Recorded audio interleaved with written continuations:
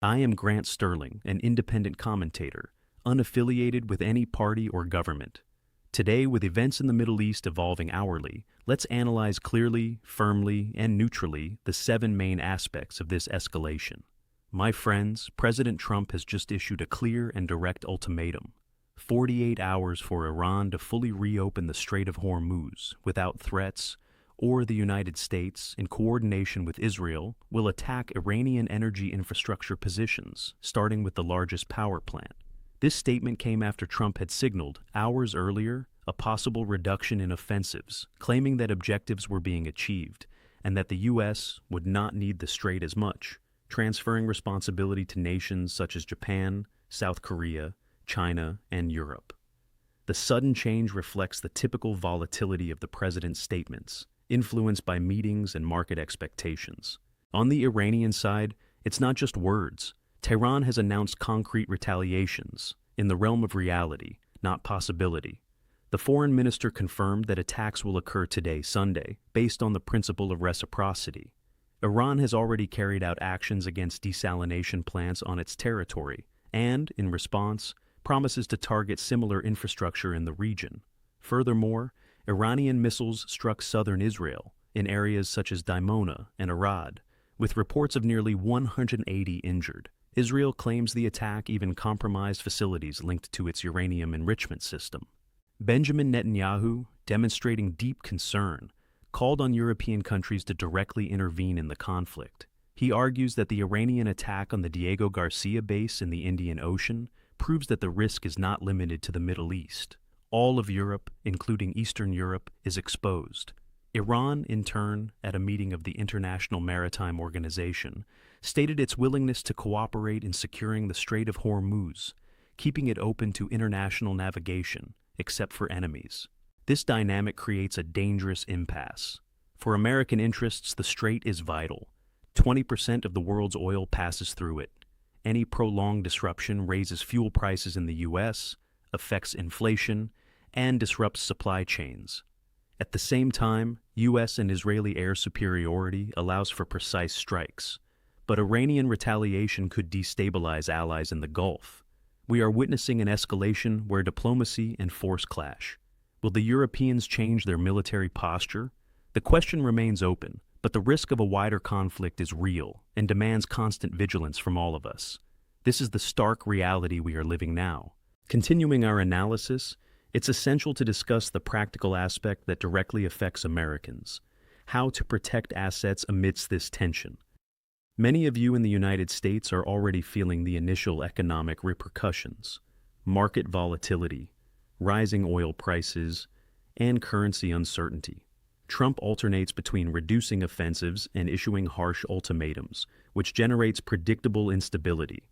In this context, diversifying positions makes strategic sense, not just speculative sense. Countries dependent on the Strait of Hormuz, such as Japan, South Korea, and members of the European Union, face immediate pressure. The U.S., although less dependent, still imports energy and global components. Fast currency conversions with low fees become useful tools for those who want to protect dollars or migrate part of their portfolio. Modern apps, accepted in more than 180 countries, with no opening or maintenance fees, offer convenience and cashback on first transactions, especially in months with historical promotions like March.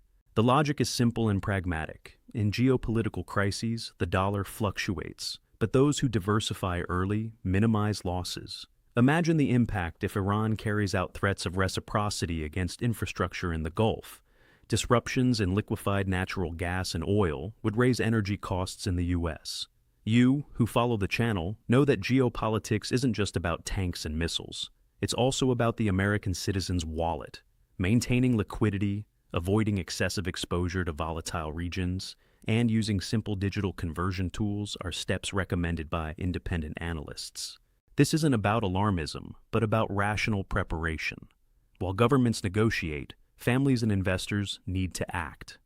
Downloading reliable apps, taking advantage of 5% cashback promotions on initial conversions, and diversifying into strong currencies is a strategy many Americans already adopt.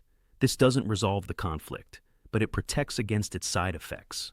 I say this with certainty. In times of 48-hour ultimatums, those who plan ahead have a head start. Let's continue monitoring because the next move could change everything. Let's get to the heart of Trump's contradictory statements, which define the rhythm of this crisis.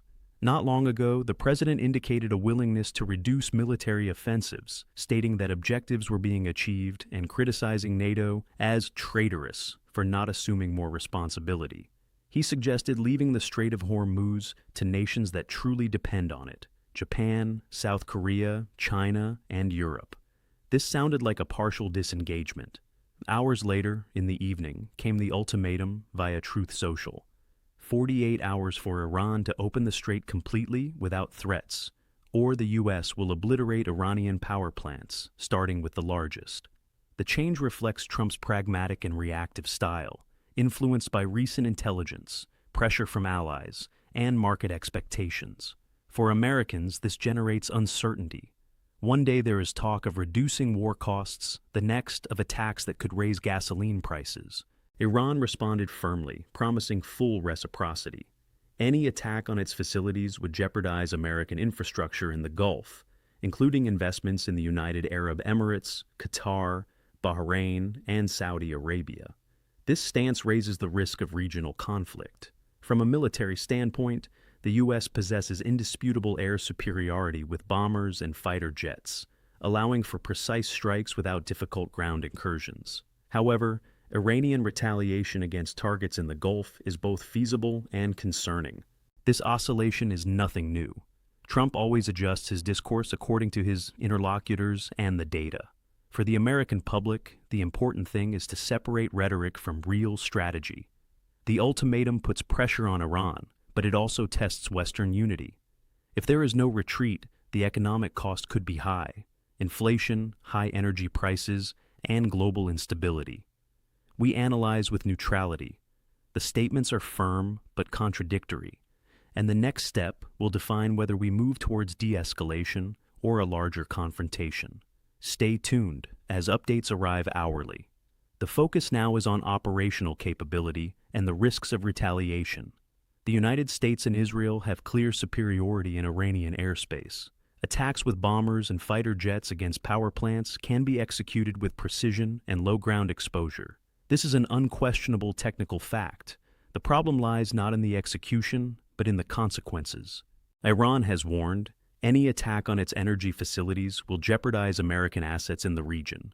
Billions of dollars in investments in the Emirates, Qatar, Bahrain, and Saudi Arabia are exposed. The policy of reciprocity is explicit. Gulf countries, which depend on desalination for 70–90% of their drinking water, see their infrastructure threatened. A water crisis would affect millions, agriculture, and tourism, sectors that these countries portray as normal. From a humanitarian standpoint, water surpasses oil in vital importance. Iran has already reported attacks on islands like Qeshm, affecting entire villages. In response, it promises to strike desalination plants in the Gulf. This is not a mere threat. It compromises entire regional stability. For the U.S., the calculation is complex. Military superiority allows for action, but retaliation could raise costs for allies and, indirectly, for the American taxpayer. We are not judging the merits here. We are reporting facts. The offensive began with U.S.-Israeli actions, according to reports.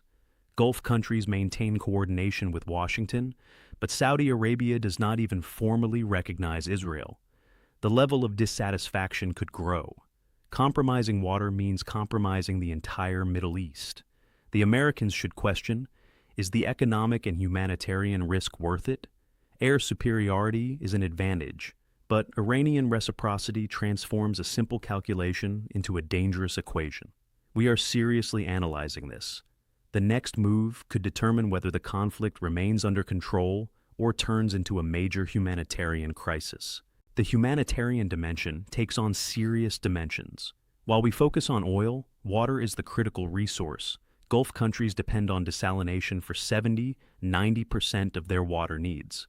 Iran, although facing a water crisis, is not the most vulnerable. Attacks on desalination plants, such as those reported in Qeshm, have affected dozens of villages. In retaliation, Iran promises to target similar infrastructure in the Gulf. Imagine the impact: populations without drinking water, paralyzed agriculture, collapsed tourism. Countries that invest billions in sports washing and attracting visitors see skies filled with ballistic missiles. This generates profound economic and social repercussions. I don't support either side. I'm reporting the reality. The offensive was initiated by U.S.-Israeli actions, according to statements. Gulf countries don't support Iran, but they suffer from the escalation. Saudi Arabia, for example, balances relations with Washington and reluctance to recognize Israel. The risk is systemic. Compromising water supplies jeopardizes the entire Middle East. For Americans, this means higher energy prices, migration crises, and pressure on global supply chains. Iranian retaliation transforms military conflict into a humanitarian crisis. Independent analysts see this as the point of greatest vulnerability. Missiles against desalination plants are cheap and effective. The ethical and practical question is clear. How far are the U.S. and Israel willing to go, knowing that retaliation will affect civilians en masse? This is not a moral judgment, it is strategic analysis. The Gulf has been trying to sell stability for decades. A water crisis destroys that narrative. The U.S., with heavy investments, faces a dilemma. Attacking Iranian energy might save the strait, but it would be costly in terms of water and regional stability. This is the harsh reality we are witnessing now. Iran demonstrated both symbolic and practical response capability. Following attacks on Natanz, missiles struck Dimona in the Negev desert, Israel's main nuclear center, operating under a policy of ambiguity. Israel neither confirms nor denies a nuclear arsenal, but Dimona is the heart of the program. The attack injured nearly 180 people in Dimona and Arad. Netanyahu called it a difficult night, but vowed to continue offensives. Iran claims to have learned from Israeli defense systems since the 12-day war. It used special munitions to exploit vulnerabilities. Symbolically, responding to nuclear attacks with nuclear weapons sends a clear message. Israel is investigating, but the psychological impact is enormous. Remote education, controlled panic. From the start, 39 energy facilities in 9 countries were affected, including Qatar, with 17% of its LNG capacity compromised, 13 million tons annually. Reconstruction would take 4 to 5 years and cost $23 billion. This affects the global supply of gas and even helium for semiconductors. Iran demonstrates resilience, a calibrated retaliation without immediate nuclear risk, but with a strong message. For the U.S., the lesson is that Iran is not an easy target. The ability to strike distant targets alters calculations. Netanyahu rightly sees an existential threat. The Americans need to understand.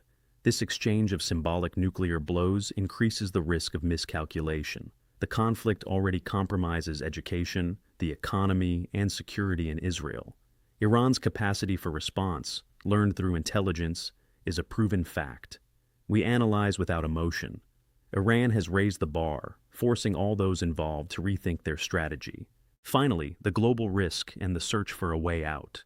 The attack on Diego Garcia demonstrated that Iranian missiles have a range of 4,000 kilowatts, and putting all of Europe, Paris, Berlin, Milan, within range. Netanyahu calls on European allies to enter the war. The United Kingdom sent the nuclear submarine HMS Anson to the Arabian Sea as a deterrent. Iran, at the International Maritime Organization, reaffirms its diplomatic stance. The strait remains open, except to enemies, and it is willing to ceasefire if reconstruction is achieved, as well as its right to missiles and a peaceful nuclear program. The Iranian president emphasizes that Western aggression must stop. Economically, the cost is high. Qatar, the largest supplier of LNG, is losing capacity. Global semiconductor and energy supply chains are suffering. Do the Americans and Israelis want to buy this war? How long can Europe and Asia withstand the impacts? The question remains, is the war nearing its end? The Europeans, now at direct risk, can choose mediation or escalation. Piers Morgan and others highlight British vulnerability. Iran uses deterrence, full reciprocity. My friends in the U.S., the situation is serious, but diplomacy can still prevail. Don't forget, subscribe to the channel now, activate the bell, and leave a like for more breaking news updates. This crisis affects our future. Stay informed, stay safe. We're in this together in the search for truth.